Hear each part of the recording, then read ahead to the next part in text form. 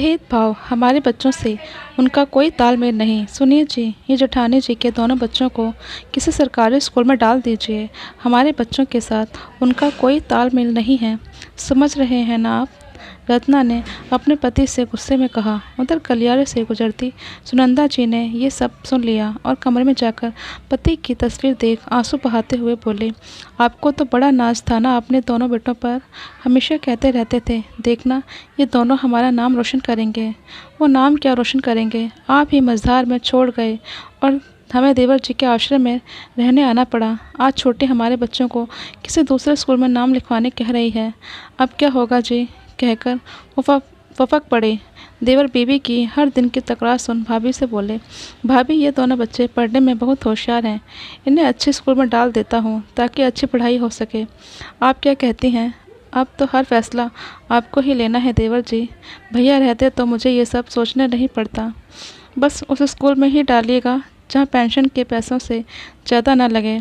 सुनंदा जी ने देवर की मंशा जानते हुए भी कहा। सुनंदा जी के दोनों बच्चों का दाखिला प्राइवेट स्कूल से हटाकर सरकारी में कर दिया गया। सुनंदा जी बस देखती रह गई। बच्चे वहाँ भी अच्छे नंबर ला रहे थे, सब दोनों की तारीफ़ करते रहते थे। बस यह सब सुन रत्ना की छाती पर सांप लौटने लगता था। देखो रत्ना, बच्चों को जहाँ पढ़ना होता है वो पढ़ लिख ही लेते हैं। ये जो भाभी के बच्चों को देखकर तुम्हारी छाती पर सांप लौट रहा है ना, उससे बाहर निकलो और अपने बच्चों पर ध्यान दो, रत्ना के पति ने समझाते हुए कहा। वार्षिक परीक्षा में सुनंदा जी के बच्चों ने अपनी कक्षा में अव्वल आने की बात घर पर कही तो रत्ना की छाती पर सांप लौटने लगा। वो आप देखी न ताओ। ये सुनते ही अपने बच्चों को मारते हुए कहने लगी, देख रहे हो ना, ये दोनों उस स्कूल में भी जाकर कमाल कर रहे हैं और तुम दोनों अच्छे स्कूल में भी पढ़ने के बाद भी जैसे तैसे पास हो रहे हो। ये क्या कह रही है छोटी? ऐसे बच्चों में तुलना करने से वो क्या पढ़ लेंगे? स्कूल कोई भी हो, बस लगन और मेहनत होनी चाहिए।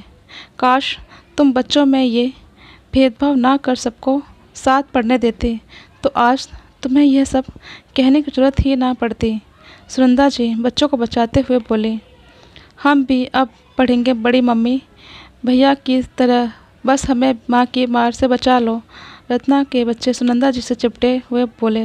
रत्ना को भी एहसास हो रहा था वो बस ईर्ष्या में आकर सुनंदा के बच्चों का भविष्य बर्बाद करने पर चली थी, पर भविष्य अपने ही बच्चों का बिगाड़ बैठी।